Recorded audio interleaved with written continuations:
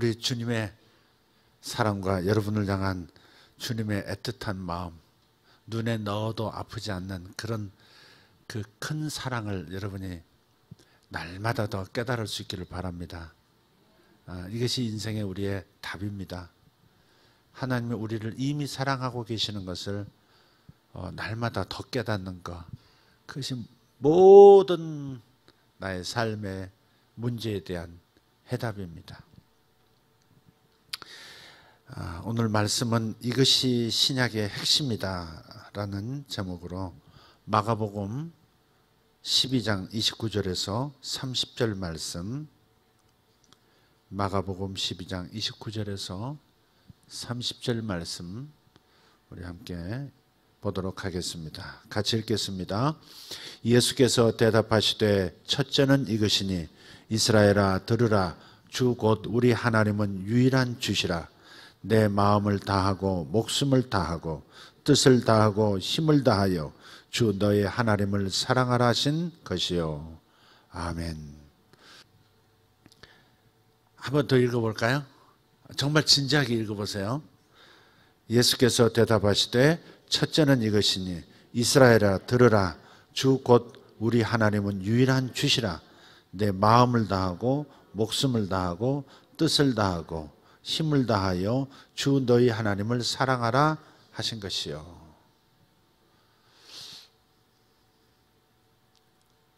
여러분 이 말씀을 잘 소화하시고 이 말씀대로 사십니까? 이 뒷부분만 읽어볼 거예요. 내 마음을 다하고 목숨을 다하고 뜻을 다하고 힘을 다하여 주 너희 하나님을 사랑하라. 이렇게 하고 계시냐고 질문하는 겁니다. 저는 신앙생활 한 지 몇십 년이 지나서야 절대 이 말씀은 이룰 수 없는 말씀이라는 걸 발견했습니다. 절대 저는 이렇게 못 삽니다. 절대라고 말할 만큼 불가능한 일입니다. 뭘 목숨을 다해서 하나님을 사랑해요. 자, 목숨을 다해서 주님 사랑하는 분 손 들어보세요. 뜻을 다 해서 주님을 사랑해 오신 분 손 들어보세요.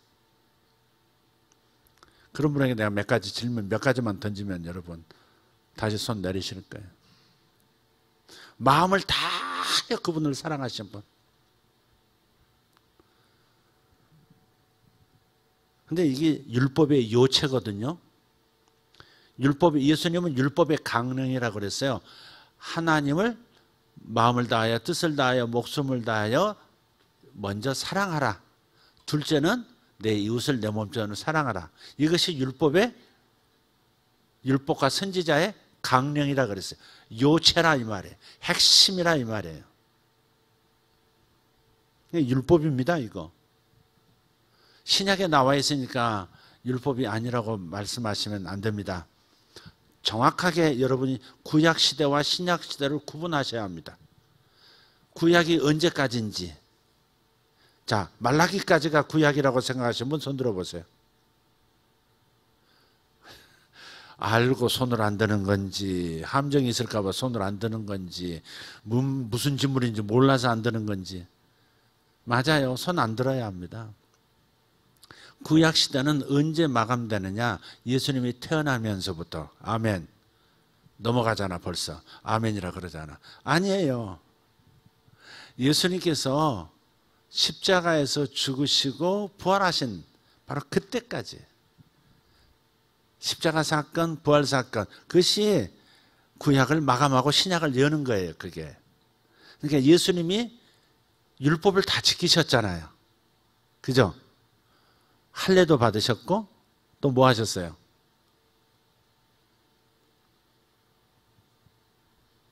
율법을 다 지키셨다고요.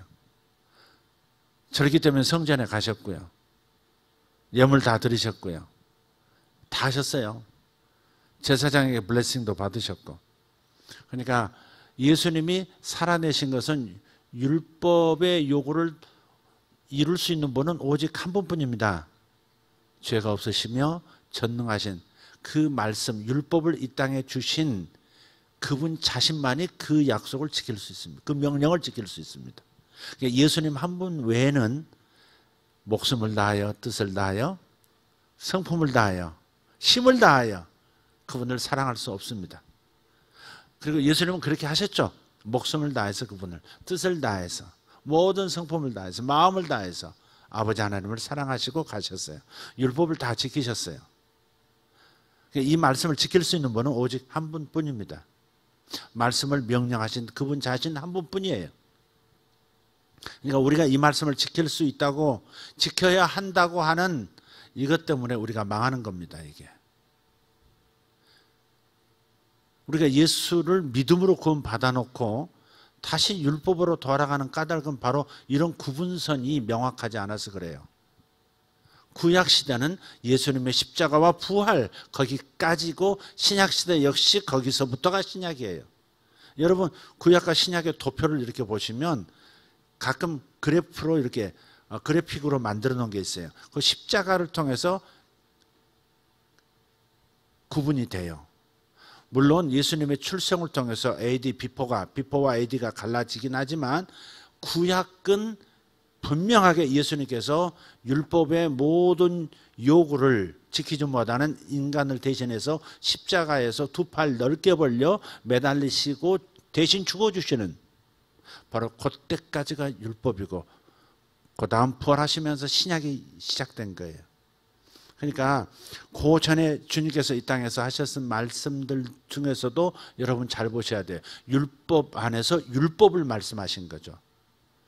율법을 사람들이 희미하게 해석을 했고 물타기 했거든요. 제사장들, 서기관들, 랍비들이 율법을 물타기해서 가르쳤거든요. 그래서 물타기한 것 가지고는 안 돼. 그래서 원액을 정확하게 보여주시고 말씀하신 것이 예수님의 가르침이에요. 예를 들어 너희는 나는 간음한 적 없어 라고 말하지만 마음으로 간음한 자는 이미 몸으로 간음한 것과 같다 그랬단 말이에요.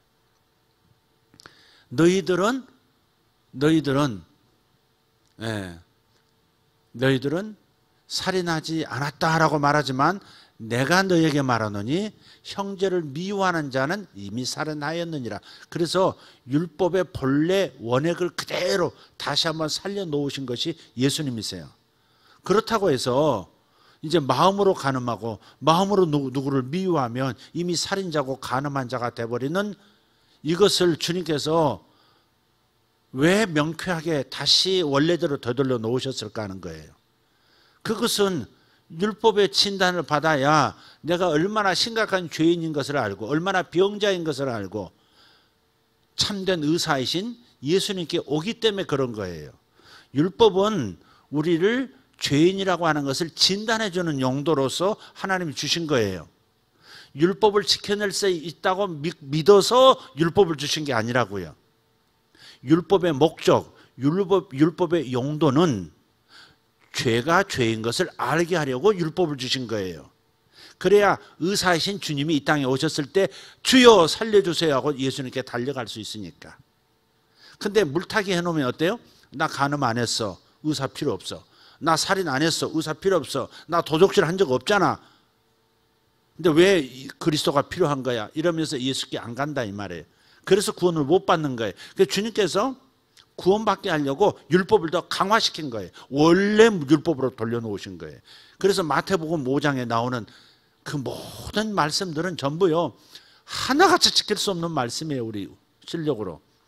인류로서는 그 어떤 사람, 복음을 막론하고 그 어떤 사람도 바로 이 말씀, 모든 율법의 핵심인 요체인 이 말씀을 지킬 수 없습니다. 지킬 수 있는 사람 나와보세요. 근데 문제는 목회자들이 이걸 너무 탐나게 가르친다는 거죠. 목숨을 다하고 힘을 다하고 성품을 다하여 힘을 다하여 주 너희 하나님을 사랑하라. 누가 그랬느냐? 저도 그랬거든요. 아니 자신도 솔직히 말해서 나 자신도 하나님 목숨을 다해서 지금 제 집에 우리나라 아주 유명한, 그러니까 이 국전 심사위원이 써준 구절이 바로 이 구절이거든요. 마음을 다하고 힘을 다하고 성품을 힘을 다하여 주 너희 하나님을 사랑하라. 이 액자가 편액이 있어요. 근데요, 이 말씀 지킬 수 있는 것처럼 내가 착각하는 거지 지킬 수 없습니다. 할 수 없습니다. 여러분 가능하세요? 가능하지 못할 겁니다. 그런데 이런 걸 젊은이들에게도 가르치고 주님을 사랑하라고, 주님 목숨을 다해서 사랑하라고, 힘을 다해서 사랑하라고, 마음을 다해서 사랑하라고. 자기도 못 지키는 걸 어떻게 남들이 지킬 수 있다고 담대하게 얘기했을까 싶어요. 자, 여러 가지 질문이 들으면서 일어나시겠지만 잠깐 접어두시고 계속해서 좀 함께 가봅시다. 율법 아래서 아무도 그분을 완벽하게 사랑할 수 없다는 사실을 우리도 알고 모두가 알고 하나님도 아세요. 그래서 주님께서 다른 방법을 사용하세요. 하나님께서 직접 행동하시는 거예요. 요한복음 3장 16절 잘 아시죠? 한번 암송해 볼까요?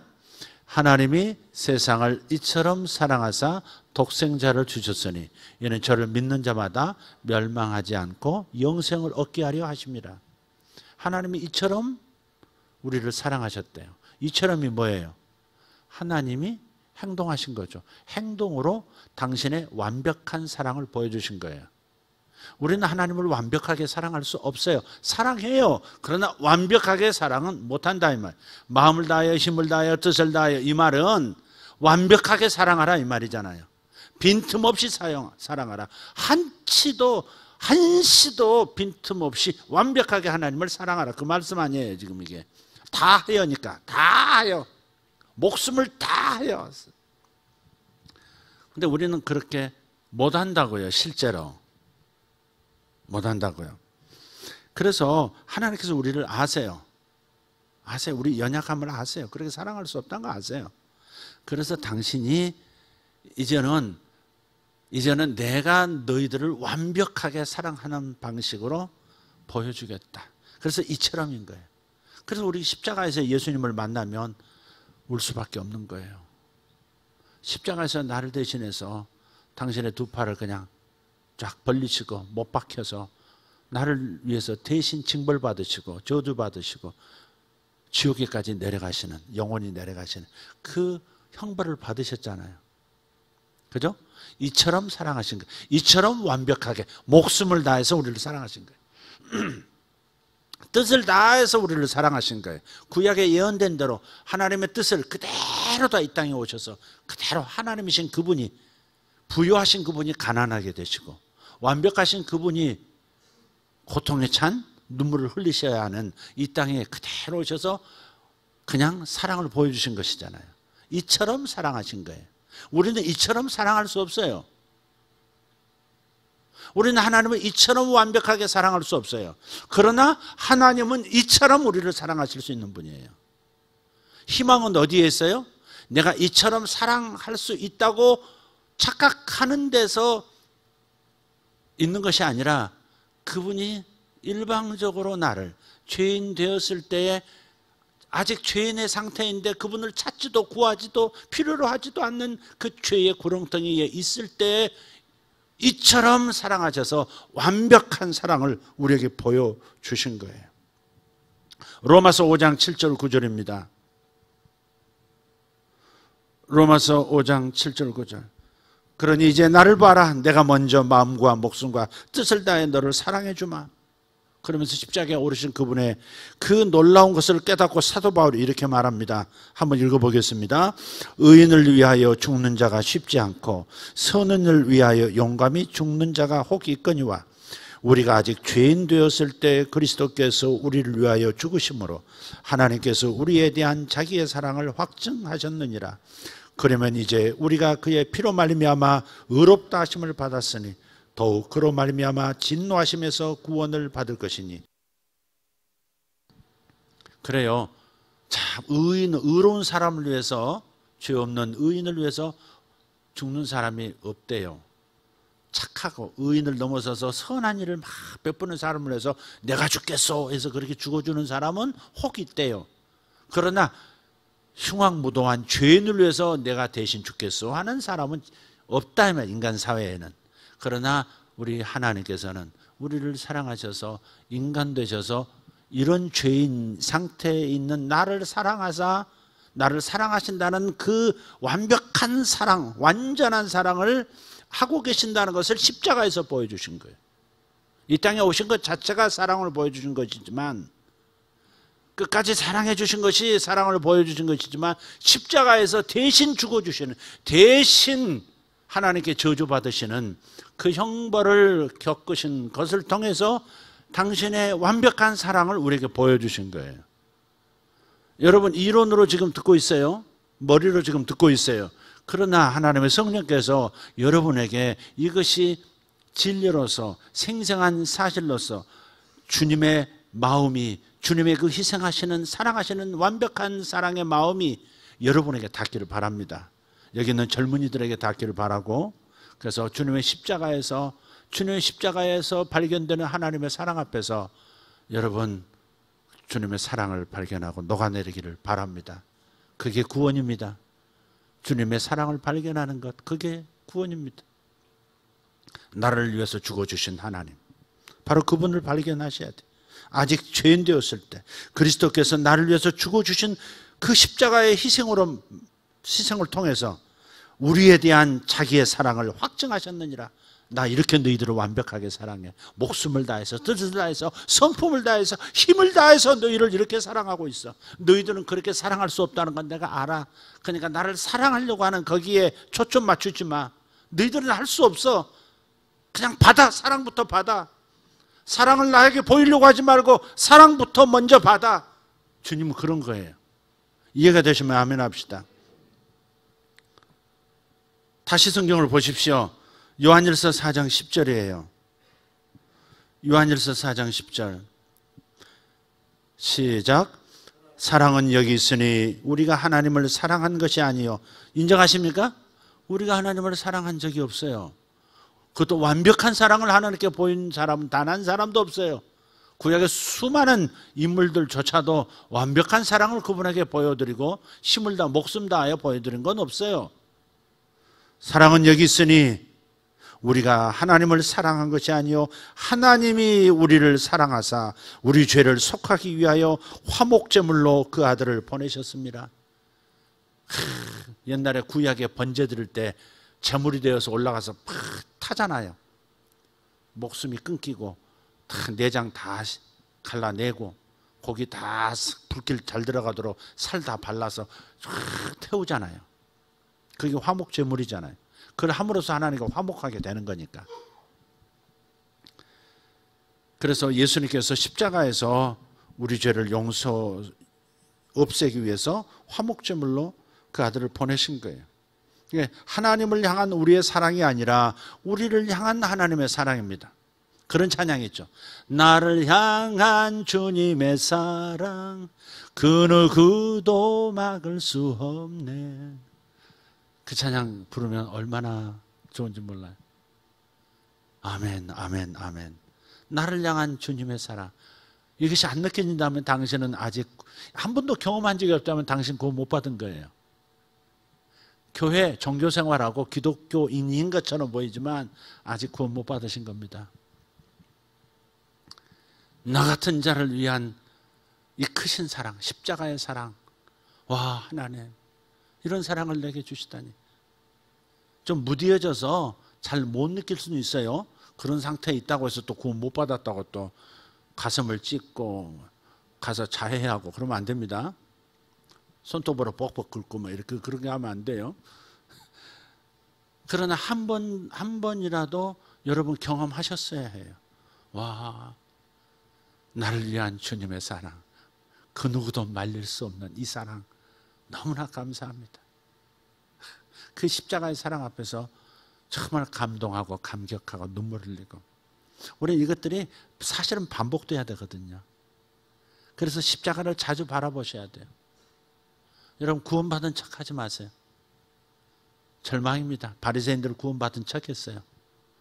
하나님 말씀도 물타기 하면서 자기 기준으로 이렇게 하나님 말씀을 물타기해서 자기 기준만큼 자기가 지킬 수 있는 만큼 선을 만들어 놓고 율법주의자들, 바리새인들 자기 구원받았다고 그리고 구원 못 받았다고 생각하는 그 세리들 조롱했죠. 창기들 조롱했죠. 그러나 십자가의 사랑을 하나님의 사랑을 깨닫지 못했다면 아직 당신은 믿음을 가진 게 아닙니다. 예수라는 정보를 가지고 있는 거지 십자가라는 정보를 가지고 있는 거지 주님을 인격적으로 만나고 생명을 받아들인 것이 아니기 때문에 그래요. 그래서 이 부분을 여러분 정직하게 자신을 들여다보고 하나님 앞에 다시 기도하셨으면 좋겠어요. 자, 신약의 핵심은 뭐예요? 신약의 모든 핵심, 율법의 핵심은 하나님을 사랑하라예요. 목숨을 다하여 성품을 다하여 뜻을 다하여 힘을 다하여 완벽하게 하나님을 사랑하라. 그게 율법. 구약의 핵심은 율법이고 율법의 핵심은 뭐예요? 율법의 요체는 바로 이 구절이니까 하나님을 사랑하라니까. 그러나 신약은 뭐예요? 하나님을 사랑하라가 아니에요. 하나님이 우리를 사랑하셨다예요. 이게 새로운 약속이에요. 하나님을 사랑하라는 아무도 지킬 수 없어요. 지킬 수 없다는 사실. 왜 못 지킬까? 죄가 뿌리 깊게 내 구석구석을 덮고 있고 영향을 끼쳐서 완벽하게 하나님을 사랑할 수 없는 것이구나. 이걸 깨닫게 하려고 하나님을 사랑하라는 율법을 주신 거예요. 이해되세요? 하나님을 사랑하려고 아무리 몸부림을 하다가 중단하고 다시 노력하다가 다시 또 자기를 사랑하고 돌아오고 그러는 그 절망 속에서 깨달으라는 거예요. 내가 죄인이구나. 하나님이 나를 거저 사랑해 주셔서 대신 죽어주시지 않으면 대신 죄값 치러주시지 않으면 살아날 길이 없는 사람이 바로 나구나. 이걸 깨달으라고 율법을 주신 거예요. 율법의 목적은 죄를 깨닫게 하려 함이라 사도 바울이 율법의 목적, 율법의 용도를 그렇게 규정했어요. 응? 영혼 구원의 전문가가 사도 바울 아닙니까? 율법의 목적은 율법은 죄를 깨닫게 하려 함이라. 병든 걸 깨달아야 의사를 필요로 하니까. 그 율법의 목적은 거기 있어요. 하나님을 사랑하라. 목숨 다해서 사랑해. 너 왜 못하는 거야? 더 터지고 싶어? 뭐 이런 식으로 구약에서 계속 그런 것은 뭐예요? 내가 할 수 없다는 것을 드러내는 거예요. 그게. 그래서 그리스도가 오실 때까지 기다리는 거예요. 전부 잡혀가지고 율법에 잡혀가지고 할 수 없다. 주여 어떻게 하면 좋습니까? 곧 그리스도가 올 때까지 기다려라. 의사가 갈 때까지 기다려라. 그런 거죠. 그게 구약이에요. 신약은 뭐예요? 내가 왔다. 내가 너희를 사랑한다. 이처럼 사랑한다. 내 목숨을 던져 내 뜻을 다 해서 내 생명을 다 바쳐서 너희를 이렇게 사랑한단다. 받아들이겠니? 할렐루야. 이게 신약의 핵심이에요. 우리가 붙들어야 할 것은 구약이 아니에요. 신약이에요. 그래서 구약의 가르침에 자꾸 이렇게 넘어가지 말라는 거예요. 신약으로 왔으면 실체를 찾았으면 구약은 나를 여기까지 오게 하려고 구약이 있었지 율법이 있었지 이런 정도로 보고 그 안에서 그리스도의 숨어있는 그리스도의 흔적들을 발견해서 은혜를 더 받으라고 하는 것이지 구약의 율법으로 다시 지켜서 너의 구원을 완성시키라고 주신 것이 아니다 이 말이에요. 칭의 너는 의롭게 얻었다 하는 것도 은혜로 받는 거지만 공짜로 받는 거지만 성화도 공짜로 받는 거예요. 힘쓰고 애써서 받는 게 아니라니까. 내가 변화되는 것도 힘쓰고 애써서 받는 게 아니에요. 나무는 힘쓰고 애써서 자라는 게 아니듯이 나무는 그냥 햇빛 아래 노출되고 햇빛을 바라보기만 함으로써 그냥 저절로 자라듯이 우리의 성화, 우리의 영혼의 변화와 성숙도 그분을 바라보는 것만으로 자연스럽게 저절로 이루어지는 것처럼 이루어지는 것, 그것이 하나님의 은혜의 능력이에요. 지금 이해가 되고 계신가요? 신약의 핵심을 잘 구분하세요. 신약이 어디서부터 시작되는지, 그리고 신약의 메시지는 뭔지, 구약의 메시지는 뭔지, 신약의 메시지는 뭔지. 구약의 메시지는 목적이 뭐였다? 우리가 죄인 된 것, 우리가 하나님의 말씀을 지킬 수 없는 죄된 상태라는 것을 발견하라는 것. 그것이 구약 율법의 목적이었다. 신약의 메시지, 신약의 핵심은 뭐다? 내 스스로 나를 구원할 수 없는 나를 그분이 목숨을 다해 힘을 다해 십자가에서 그 사랑으로 나를 사랑해 주셨다. 이 사랑 받아 챙기자.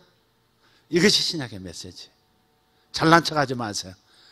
하나님은 사람으로 자랑할 것을 아무것도 두지 않으셨어요. 우리는 인간인지라 내가 좀 열심히 내고 있지, 내가 그래도 그럼 교회에서 모범이잖아, 그래도 교회에서 내가 나만큼 이렇게 하는 사람이 있을까? 이런 것은 인간이기 때문에 조금씩 가질 수 있지만 빨리빨리 정신 차리시기를 바라요. 아니에요.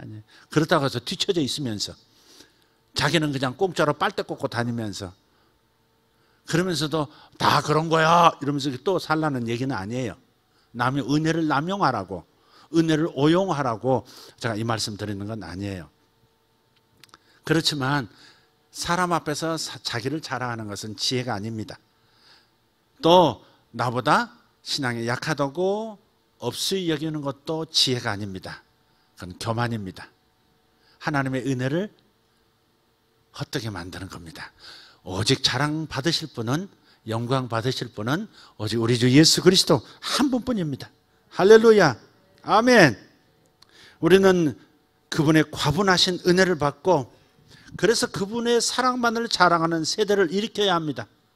우리 자식들에게, 우리 다음 세대에게 오직 하나님의 이 넘치는 은혜를 끊임없이 받아들이면서 나 같은 자를 이렇게 사랑해 주시고 끝없이 용서, 이미 다 용서해 놓으신 이 사랑이 너무너무 좋고 감사해서 하나님의 사랑만을 자랑하는, 오직 인간을 자랑하는 것이 아니라 인간의 노력으로 이루었다라고 하는 것이 조금도 없고 하나님의 은혜로 나는 살았다, 하나님의 은혜로 미래가 보장되었다, 하나님만 영광 받으셔야 한다, 하나님만이 나의 자랑이다, 이렇게 하나님의 사랑만을 자랑하는 이런 세대를 우리는 우리 자녀 세대에게 물려줘야 하는 거예요. 부모조차도 율법으로 뭔가 하나님 앞에 조금 잘 보일 수 있다고 생각하고 뭔가 그 룰을 잘 지키는 쪽을 선택해서 그것을 자기 자랑 삼는 거, 율법주의적인 태도로 돌아가는 거 매우 위험스러운 겁니다. 경계하셔야 합니다. 아멘. 자, 그러면 우리가 그분의 사랑을 받아들이면, 십자가의 사랑, 이 사랑을 받아들이면 어떤 결과가 나타날까? 이건 우리 아는 것이 중요하다고 생각해요. 요한일서 아까 4장 10절 읽었는데 4장 11절을 한번 읽어볼게요. 4장 11절. 자, 주목하시고 시작. 사랑하는 자들아, 하나님이 이같이 우리를 사랑하셨은즉 우리도 서로 사랑하는 것이 마땅하도다. 아멘. 발견하셨습니까? 자, 요한복음 3장 16절에서도 이처럼 세상을 이처럼 사랑하사 그랬어요. 이처럼이 뭐예요?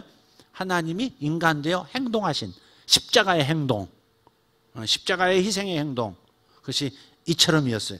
이같이도 뭐예요? 죄인된 우리를, 죄인의 상태인 우리를 이같이 사랑하셨어요. 이같이 사랑해 주셨어요. 자, 사랑하셨은즉 우리도 서로 사랑하는 것이 마땅하도다. 이 말이 뭐예요? 먼저 하나님의 사랑을 경험한 사람들만이 서로를 사랑할 수 있다는 거예요. 하나님의 사랑을 지금 경험하지 못한 채 하나님의 사랑이 내 마음에서 내 마음을 울리지 않고 있는 상태에서 사랑해야 하니까 사랑한다고 하는 것은 한계가 있어요. 오래 못 가요. 그 다음에 섞여 있어요. 온전하지는 못해요. 진정한 사랑이 아니라 숨은 동기가 있는 사랑일 가능성이 매우 많아요. 애쓰고 노력하는 사랑이 아니에요.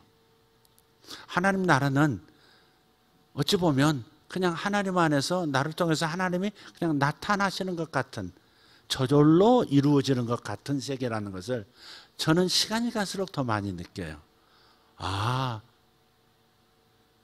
하는 생각이 들어요. 그래서 하나님의 사랑을 경험한 정도로 서로를 사랑할 수 있어요.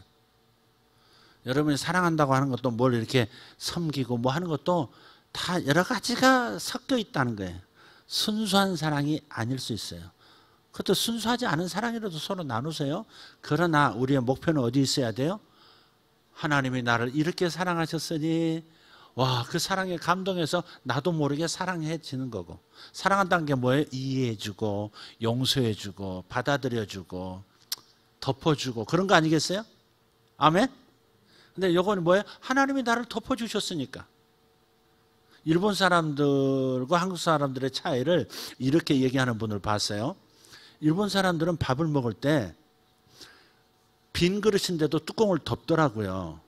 실제로 일본식을 해봐요. 온천 가보면 아침 식사 이제 골고루 나와요. 아주 재밌게. 조금 나오는데 배부르더라고요.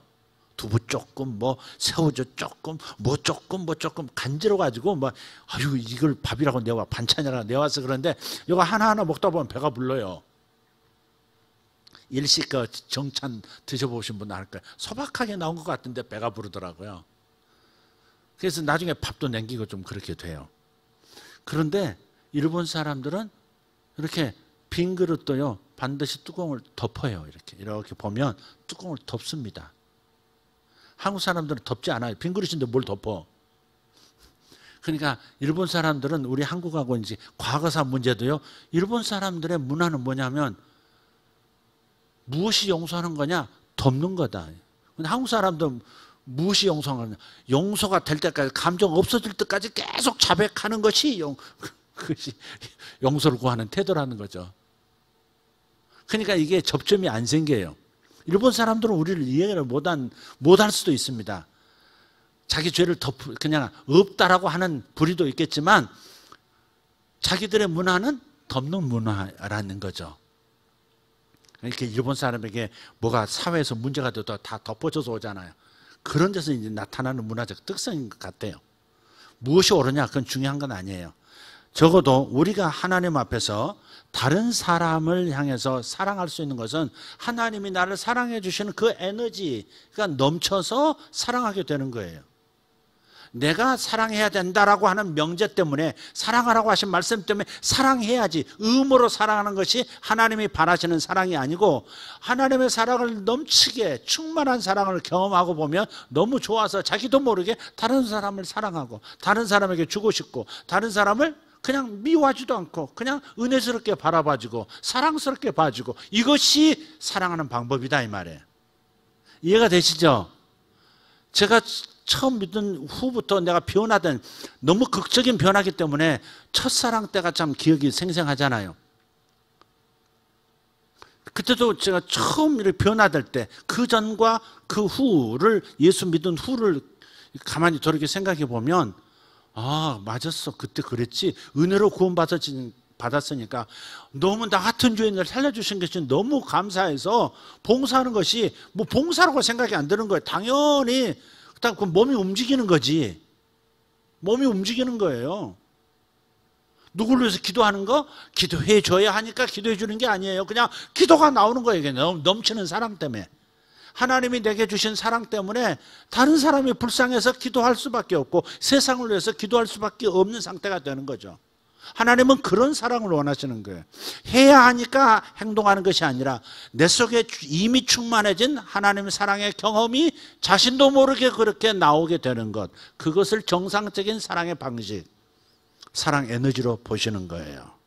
그래서 여러분 진단하셔야 돼요. 진단하셔야 돼요. 서로에 대한 사랑은 우리 안에 충만한 하나님의 사랑이 밖으로 흘러넘친 결과인 줄 믿습니다. 따라서 먼저 하나님의 사랑으로 충만하지 않고는 남들을 사랑할 수가 없습니다. 사랑할 수 있다고 사랑해야 된다고 하는 그 자체가 벌써 문제를 일으킵니다. 지칩니다. 하나님의 사랑이 차고 넘치면 억지로 애쓰지 않아도 저절로 율법을 이루게 돼요. 로마서 13장 10절입니다. 로마서 13장 10절 같이 읽습니다. 사랑은 이웃에게 악을 행하지 아니하나니 그러므로 사랑은 율법의 완성이니라.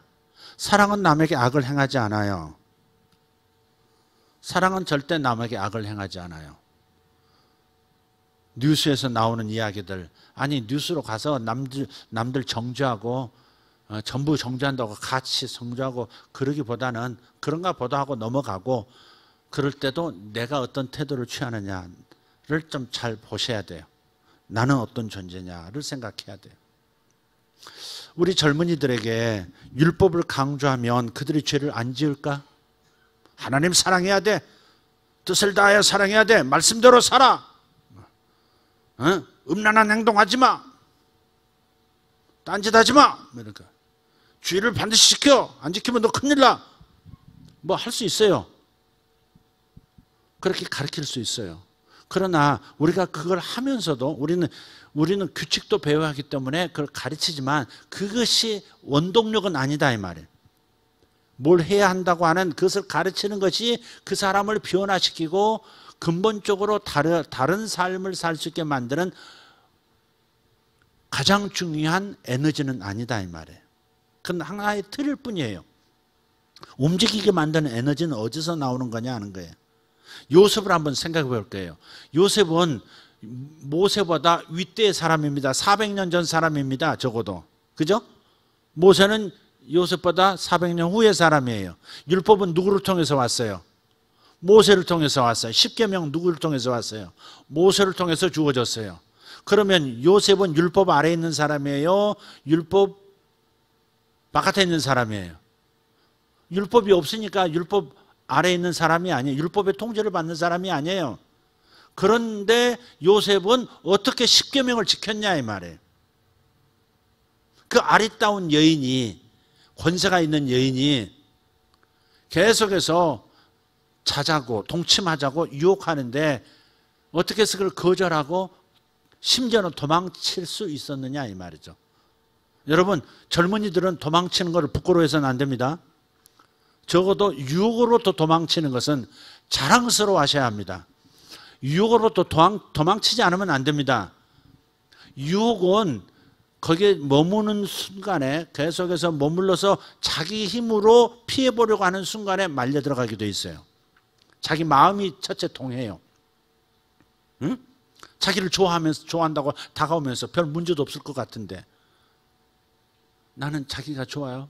이러면서 다가오는 그 여인을 어떻게 해야 돼요? 무조건 피해야 합니다. 가만히 있으면 감동이 되어버려요. 그리고 한 발 한 발 들어가서 잘못을 저지르게 되고 정말 평생 후에 씻을 수 없는 고통을 겪기도 해요. 어떤 분을 만났어요. 우연찮게 만난 그분하고 그냥 한 잔 이렇게 기울이다가 잠을 한번 잤는데 그런데 의도적으로 임신을 해가지고 나타나서 그래서 평생 발목 잡힌 그런 남자도 봤어요. 나중에 이거 좀 지워주세요. 안 지워도 될 것 같아요. 그러니까 여러분 그걸 잘 보셔야 돼요. 그러니까 유혹은 무조건 도망해야 돼요. 만약에 내가 거기 이길 수 있어라고 거기 있다면 거기 있는다는 자체가 이길 수 있다고 하는 거예요. 그건 자신을 믿는 거예요. 자신의 육신을 믿는 거라고요. 주님의 은혜의 힘을 믿는 게 아니고 자기를 믿는 거예요. 그건. 유혹만은 무조건 도망해야 돼요. 그래서 컴퓨터, 인터넷을 통해서 음란물이 쏟아져 나오고 있는데 지금 초등학생까지도 5만 가지를 다 볼 수 있는 세상이 됐는데 우선 그것을 피할 수 있도록 해주는 것은 부모들이 고민해야 되죠. 피할 수 있도록 만들어줘야 돼요. 너는 내 아들이야. 나는 믿어. 그건 불가능한 얘기예요. 자기도 못 믿는데 뭘. 나는 너를 믿어. 뭘 믿어요? 뭘 믿어? 인간은 안 돼. 은혜 없이는 안 되는 건 일단은 피해야 돼요. 그래서 컴퓨터도 공개적인 장소에 좀 놓는다든지 뭐 그런 거 있잖아요. 핸드폰도 잘 때는 아이들은 좀 놓고 이렇게 엄마 아빠한테 놓고 들어가서 잔다든지 이런 것도 괜찮다 이 말이죠. 다 컸는데 그렇게까지 하는 것은 참 쉽지 않은 일이니까 그건 방법론은 차치하고 우선 요셉을 보자고요. 요셉은 십계명을 지켜야 하니까 율법이기 때문에 그 여인을 피한 겁니까? 아니에요.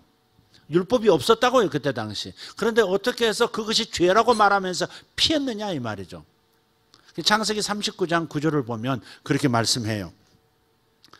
자, 이 집에는 나보다 큰 이가 없으며 주인이 아무것도 내게 금하지 아니하였어도 금한 것은 당신뿐이니 당신은 그의 아내임이라. 그런즉 내가 어찌 이 큰 악을 행하여 하나님께 죄를 지으리까? 이렇게 죄를 피할 수 있고 죄를 짓지 않아야 된다고 하는 이런 에너지가 어디 있었느냐 이거죠. 그 전에 있었던 하나님이 함께 하심이라 하나님만을 바라보는, 그래서 하나님의 은총을 받고 은혜를 받는 그 상태에 있었기 때문에 죄를 죄로 알고 피할 수도 있었다는 겁니다. 이해가 되세요? 율법을 들이대야 청년들이 죄를 안 짓는다. 그 논리는 성경 구조로는 맞지 않는 거예요. 오히려 율법을 들이대면 이거 지켜야 되는데 그러다가 그냥 함정에 또 빠져요. 이거 안 해야 되는데 하다가 또 해요. 지금 제 말 듣고 계시죠? 청년들? 저를 보세요. 설교할 때는 저를 보세요. 딴 데를 보지 말고. 습관을 좋게 들여야 돼요. 예. 아래를 보고 딴 걸 하는 것은 설교에 별로 이렇게 감동 없다, 들을 가치 없다, 그렇게 생각되어져요. 그러니까 항상 설교자를 보는 것이 중요해요. 정말 저는 그랬거든요. 정말 그랬어요. 목사님을 통해서 목사님 안에 하나님이 계신다. 하나님께서 목사님 눈을 통해서 나를 보고 계신다. 항상 그렇게 믿었거든요. 그 사실일 겁니다. 안 그렇습니까? 여러분을 통해서 여러분 안에 계신 주님이 여러분을 통해서 나를 보고 계시잖아요. 그죠? 지금도 마찬가지죠. 제가 여러분을 섬길 때는 주님이 역사하시는 거예요. 저를 쳐다봐야 돼요. 잠깐 쓰기 위해서 아래 쳐다볼 수 있어요. 그러나 집중하는 것이 중요하죠. 딴 걸 하면 안 돼요. 이것도 율법인가? 주 은혜로 돌아가게 해주시옵소서. 10절에 보면 여인이 날마다 요셉에게 청하였으나 요셉이 듣지 아니하여 동침하지 아니할 뿐더러 함께 있지도 아니하더라. 이래 함께 있지도 않아야 돼. 일단 자기를 믿을 수 없다는 사실, 뜻을 다하여 목숨을 다하여 힘을 다하여 하나님의 말씀을 지킬 힘이 내게 없다는 거 인정해야 돼요. 근데 지킬 수 있는 것처럼 그 자리에 있다면, 함께 한다면 필경은 한 발 한 발 불법을 저지르는 일로 들어가게 되죠. 그래서 우리 아이들이, 하나님께서는 아까도 말씀드렸듯이 눈에 넣어도 아프지 않은 당신의 자식이기 때문에 정말 결혼을 통해서 성을 경험하고, 결혼을 통해서 성의 즐거움을 경험하고, 결혼이라고 하는 울타리 바깥에서는 경험하지 않고, 그래서 가장 안전한 울타리 안에서 하나님 주신 은혜의 시스템을 누리고 건강한 자녀를 생산하고 불필요한 질병에 걸리지 않고 이상한 마음의 질병에 빠지지 않도록, 그래서 건강한 삶을 사는 것이 정말 끔찍히 사랑하시는 하나님의 원하심인 줄 믿습니다.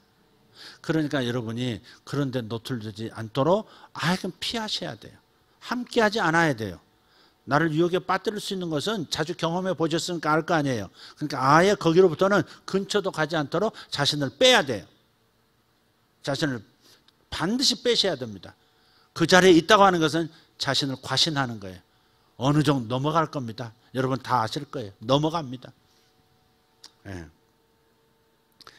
그래서 요셉은 십계명이 아닌 하나님의 은혜에 따라 행동했다는 거 꼭 기억하시기를 바랍니다.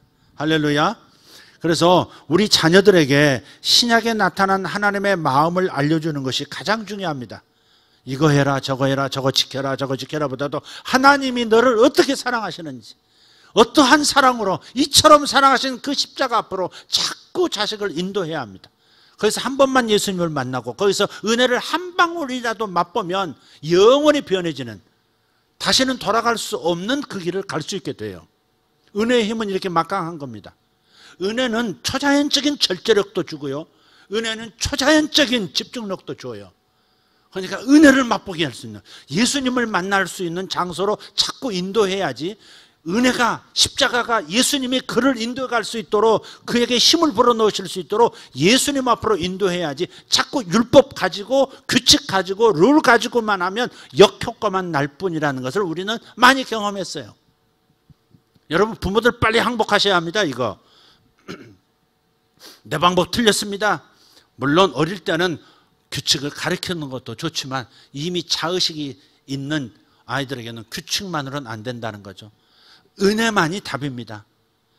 지켜봐주고 기다려주고 믿어주고 실수해도 반항해도 또 주님의 그 넘치는 충만한 사랑을 통해서 그냥 끌어안아주고 하는, 그것만이 십자가의 사랑을 그들도 맛보고 예수님에 의해서 은혜에 의해서 변화되는 삶을 살 수 있게 되는 것이다. 아멘. 할렐루야. 예, 바로 그거예요. 그분을 만나서 사랑을 받으면 자신도 사랑해지기 때문에, 진정으로 자신을 사랑해지기 때문에 쓸데없는 잘못된 섹스라든지 뭐 마약이라든지 담배라든지 술이라든지 이런 것에 빠지지 않게 된단 말이죠. 자기를 사랑하게 돼요. 진짜 자신을 사랑하게 돼요. 제가 돌아봐도 그래요. 돌아봐도 그래요. 제가 특징이 뭐냐면 거짓말이 없어졌어요. 예수 믿고 나 거짓말 무지무지 잘했거든요. 제가 거짓말 무지무지 잘했거든요. 공부를 안 하도 못해서 새거 자습서 사가지고 뭐 며칠 있다가 헌책방에 팔아먹고, 그거 가지고 뭐 했는지 모르겠어요. 하여간 뭘 팔아먹고, 돈을 용돈을 안 주시니까 그랬는지 하여간 교과서만 놔두고 다 팔아먹고, 그럼 전과 어디 갔냐 그러면 어디 갔지 이러고 또 사고. 제가 그랬더니 주여 다 생각이 나네. 지금 얼마나 거짓말도 잘했는지 몰라요. 부모님한테 이래저래 거짓말 정말 잘했습니다. 근데 예수 믿고 나니까 야, 하나님이 나를 이토록 사랑하신 그 예수님의 십자가의 은혜를 받고 나니까 이제는 야단마저도 거짓말 안 해야 되겠더라고요. 그래서 실수해서 뭐 잘못했어도 그냥 그대로 얘기하는 거예요. 야단맞아. 그래도 마음이 얼마나 편한지 몰라요. 하나님께 죄송하지가 않고 거짓말이 떠나가고, 그 다음에 밥 먹는 것도 허투루 먹지 않았다니까. 육사생들은 먹도 딱딱 50번 씻고 넘기고. 왜 그랬을까? 주님이 내 안에 계시는데, 와, 우주의 주인이 내 안에 계시는데 어떻게 밥을 함부로 밀어 넣어? 꼭꼭 잘 씹어서 곱게 가라 미음으로 만들어서 넘겨야, 죽으로 만들어 넘겨야지. 그런 식으로. 그 다음에 각도 있게 딱 이렇게 먹었다니까. 웃기잖아요, 이게 밥. 아니, 아버지 어머니 식사하시는데 이렇게 떠가지고 이렇게 먹어봐. 근데 왜 그랬을까? 근데 그래야 이게 단정할 것 같고, 나름대로 내 안에서 뭔가가 이렇게 주님을 위한 뭐 드리고 싶은 마음, 행동하고 싶은 마음이 막 생기더라고요. 그게 차이더라고, 그게. 그러니까 은혜를 받으면, 그분을 만나면 변해요, 변해. 지금은 이제 이민섭 집사가, 우리 동생이 이제 인정할지 모르지만 자기도 이제 50다서 60을 바라보는 나이에, 옛날에 이건 기억해요. 고등학생 때 아버지가 신학교 간다고 저를 핍박을 하니까 아버지한테 한번 대들더라니까. 그전에 한번 얘기했죠. 아버지한테 대들더라니까. 그 아우가 고맙더라고. 그때 아우도 교회, 저 따라서 교회 나오기 시작해 좀 나갔던 것 같아요. 나 기억이 명확하지는 않는데. 그런데 형이 교회 나가서 형이 예수 믿고 잘못된 게 뭐가 있느냐고 따지더라고. 아리가도 고자이마시다, 이 집사님. 지금도 고마워. 아, 그렇게 보였구나. 아, 그렇게 보였구나. 나는 그냥 자연스럽게 행동하는 건데 다른 사람 눈에 아, 저 사람이 변한 구석이 있구나를 읽은 거죠. 그게 달라졌다, 사람이 달라졌다는 거죠. 지금은 다시 원점으로 돌아갔습니까? 그래서 여러분, 그런 거예요. 주님을 만나면 돼요. 애들은 은혜를 만나야 돼.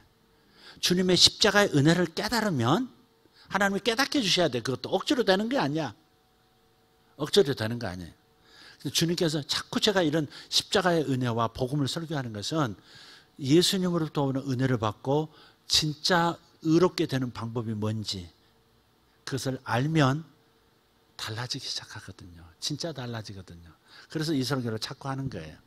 이해해 주시기를 바라요. 할렐루야. 자, 은혜입니다. 여러분, 구약의 율법 아래로 돌아가지 마시기를 축복합니다. 다시 정리하면 구약적 가르침 따르지 마십시오. 신약적 가르침을 따르십시오. 그러면 뭐가 구약적 가르침이고 뭐가 신약적 가르침이냐? 목사님이 설교하시는데 다 하나님 말씀 아닌가요?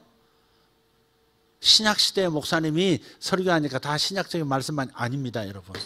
저도 구약적인 말씀을 했다니까. 율법적 말씀을 했다니까. 성도들을 헷갈리게 한 거예요. 어떻게 가르치냐? 간단합니다. 구약의 가르침인지 신약의 가르침인지 구분할 수 있는 방법은 간단해요. 뭐냐? 자기가 할 일을 강조하면, 사람이 할 일을 강조하면 그건 구약의 가르침이에요. 하나님이 우리를 위하여 하신 일, 강조하면 그것이 신약적 가르침이에요. 제가 요새 뭘 강조하죠? 하나님이 우리를 위해서 해주신 일, 우리는 다만 그 과분한 은혜를, 넘치는 그 특혜를 받아들이기만 하면 된다는 사실. 이게 신약이니까. 이 신약의 말씀 들을 때 힘나지 않습니까? 여러분 일적으로 여러분 이건 죄입니다. 정신 차리십시오. 주님께서 그러라고 당신을 구원하신 게 아니에요. 이렇게 막 강한 설교하면요 금방 잠깐 은혜 받습니다. 은혜 받는다는 게 뭐냐? 겁먹는다 이 말이에요. 막 정신 번쩍 나고 막 이래가지고 내가 그래 맞았어. 내가 요즘 희미해지긴 했었어. 맞아. 뭐 이러면서 잠깐 반짝하는데요. 그건 자기를 강조하는 겁니다. 너 해내 그걸 얘기하는 거예요. 아니에요. 주님은 너는 할 수 없어. 수천 년 구약에서 증명했잖아. 사람으로서는 하나님의 말씀 한 가지 이루는 것도 불가능해. 그게 인간이야. 그래서 할 수 없이가 아니라 가장 좋은 방법, 내가 대신 죽어주고 내가 대신 너희들 속에 들어가서 너희들을 통해서 내 삶을 내가 살아버릴 거야. 그래서 우리 안에 오신 거잖아요. 이게 신약이다 이 말이에요. 그러니까 하나님 하신 일을 강조하면 신약적 가르침이고, 우리가 이걸 들어야 힘이 나요. 이걸 들으면 그러면 죄를 더 지어도 되겠네 이제 그래지는 것이 아니라 더 앉을 수 있는 힘이 거기서 오는 거예요. 변화의 힘이 거기서 오는 거예요. 우리 구약의 우리 목사님들 지도자들이 젊은이들을 사랑하고 성도들을 사랑해서 막 이렇게 규칙을 막 강조하고 막 야단치고 이렇게 이게 하나님 말씀, 구약적인 말씀 들고 와서 막 이렇게 안 지키면 안 된다고 얘기하면 정신 번쩍 나게 하려고 하는 의도는 알아. 좋은 생각인 줄 알지만 그것이 효과가 없다는 거죠.